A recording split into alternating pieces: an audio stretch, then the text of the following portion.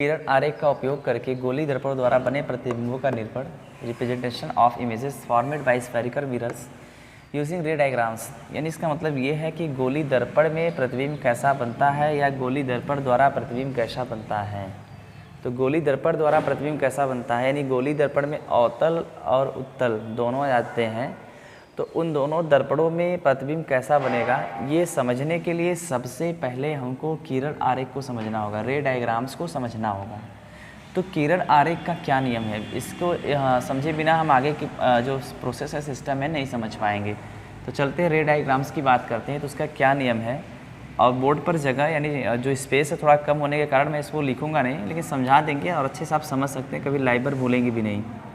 तो पहला नियम देखिए क्या है, इसके 3 नियम है, ठीक, सिर्फ 3 नियम हैं रे डायग्राम्स के। वह चाहे कॉनकेव हो या कॉन्वेक्स हो, दोनों के लिए बनता है नियम। तो फर्स्ट लॉ की बात करें, प्रथम नियम क्या है, तो ध्यान से देखिएगा। मैं यहाँ दर्पण बना रहा हूँ, मिरर्स बना रहा हूँ। यदि पॉलिश जो है बाहर की तरफ है तो रिफ्लेक्शन अंदर से होगा, यानी परावर्तन अंदर से होगा। तो अंदर से होगा, इसका तो मतलब ये क्या हुआ कि ये कॉनकेव मिरर हो गया, ठीक है, ये अवतल हो गया। यदि पॉलिश बाहर की तरफ है तो यानी कि जो रिफ्लेक्शन यानी परावर्तन होगा वह पॉलिश अंदर की तरफ, तो सेम हो जाएगा। पॉलिश यदि अंदर की तरफ हम कर दें, यदि पॉलिश को हम अंदर की तरफ कर दें तो उस समय क्या होगा कि जो रिफ्लेक्शन यानी परावर्तन होगा वह बाहर से होगा। तो उसको हम क्या कहेंगे कि कॉन्वेक्स है ये उत्तल दर्पण, ठीक। तो पहले नियम की बात करें तो क्या है कि जब कोई किरण, ध्यान से सुनिएगा, जब कोई प्रकाश की किरण, ये मुख्य अक्ष है, मुख्य अक्ष के समांतर चले, मुख्य अक्ष के समांतर, मुख्य अक्ष की ही तरह चले, ठीक है।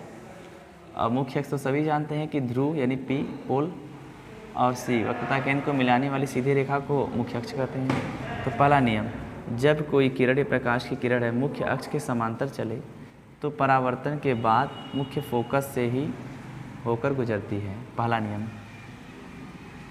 ये अवतल के लिए है। उत्तल के लिए वही नियम है, जब कोई किरण मुख्य अक्ष के समांतर चलती है तो परावर्तन हो जाएगी। तो ये तो पॉलिश से आगे नहीं जाएगी, तो ये क्या होगी, मुख्य फोकस पर आती हुई प्रतीत होती है, ठीक है। तो पहला नियम, यदि समांतर चलेगी तो मुख्य फोकस से ही होकर जाएगी, ये है अवतल के लिए। अब मुख्य फोकस पर आती प्रतीत तो उत्तल के लिए मेन फंडा है कि समांतर चलना, समांतर गई तो परावर्तन हुआ, और परावर्तन हुआ तो मुख्य फोकस पर आती है या मुख्य फोकस पर आती हुई प्रतीत होती है। आती है तो अवतल, आती हुई प्रतीत होती है तो उत्तल। दूसरे नियम की बात करें, सेकेंड जो रूल है वो क्या है, सेकेंड लॉ की बात करें तो अब देखिए वही सिस्टम बनाएंगे फिर से, दोनों हम मिरर बना दे रहे हैं हम। सेकेंड नियम जो है इसी का जो है ठीक एकदम अपोजिट है, ठीक इसका उल्टा है, सभी के सभी समझ सकते हैं। जैसे सीढ़ियों से छत पर जाइए और उसी सीढ़ी से फिर नीचे चले आइए, तो वही हाल है। पहले देखिए गए, अब इसी को उल्टा कर दीजिए। यदि आप पहले मुख्य अक्ष के समांतर चले तो मुख्य फोकस से गया, अब उल्टा चलिए, मुख्य फोकस से चलिए, तो देखिए मुख्य फोकस से चल रहे हैं तो यहाँ परावर्तन होगा, तो परावर्तन के बाद क्या हो जाएगा, मुख्य अक्ष के समांतर हो जाएगा। तो उसी का नियम यहाँ पे फॉलो करेंगे। देखिए इस बार कहेंगे, जब कोई किरण,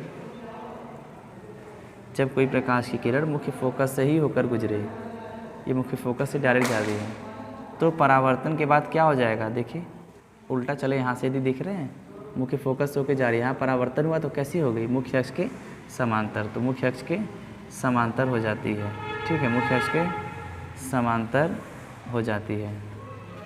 और यही बात करें उत्तल में तो इसमें क्या होती है, जब कोई किरण, इसमें रियल में होता नहीं, जब कोई किरण मुख्य फोकस पर आती हुई प्रतीत होती है तो परावर्तन के बाद मुख्य अक्ष के क्या हो जाएगी, समांतर हो जाएगी, यानी परावर्तन के पश्चात मुख्य अक्ष के समांतर हो जाएगी।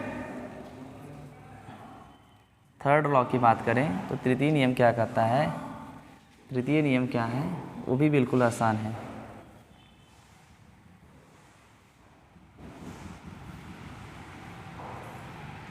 तृतीय नियम की बात करें तो अब एफ का तो काम हो गया, अब ध्रुव से तो कुछ जाएगा नहीं।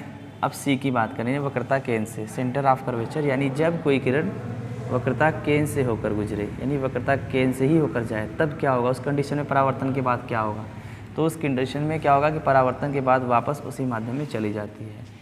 और इसके लिए यदि हमें लिखना हो तो कहेंगे, जब कोई किरण, प्रकाश की किरण वक्रता केंद्र पर आती हुई प्रतीत होती है तो परावर्तन के बाद वापस उसी माध्यम में चली जाती है। ये 3 नियम हैं इसके, और तीनों नियम को एकदम आसानी से समझ सकते हैं कि पहला नियम क्या करता है, जब कोई किरण क्या होती है, प्रकाश किरण मुख्य अक्ष के समांतर चले, मुख्य अक्ष के समांतर चले तो परावर्तन के बाद मुख्य फोकस पर आती है या मुख्य फोकस पर आती हुई प्रतीत होती है। तो आती है तो अवतल, आती हुई प्रतीत होती है तो उत्तल। दूसरा नियम ठीक इसका उल्टा है, इस बार फोकस से ही होकर जाइए। जब कोई किरण मुख्य फोकस से होकर जाती है या मुख्य फोकस पर आती हुई प्रतीत होती है तो परावर्तन के बाद मुख्य अक्ष के समांतर हो जाती है, इसी का उल्टा है। तृतीय नियम की बात करें, यदि सी से जाएगी तो जैसे जाएगी वैसे आएगी, वक्रता केंद्र होकर जाएगी, जैसे जाएगी वैसे ही चली जाएगी। ठीक है, ये द्वितीय नियम, तृतीय नियम है। ये 3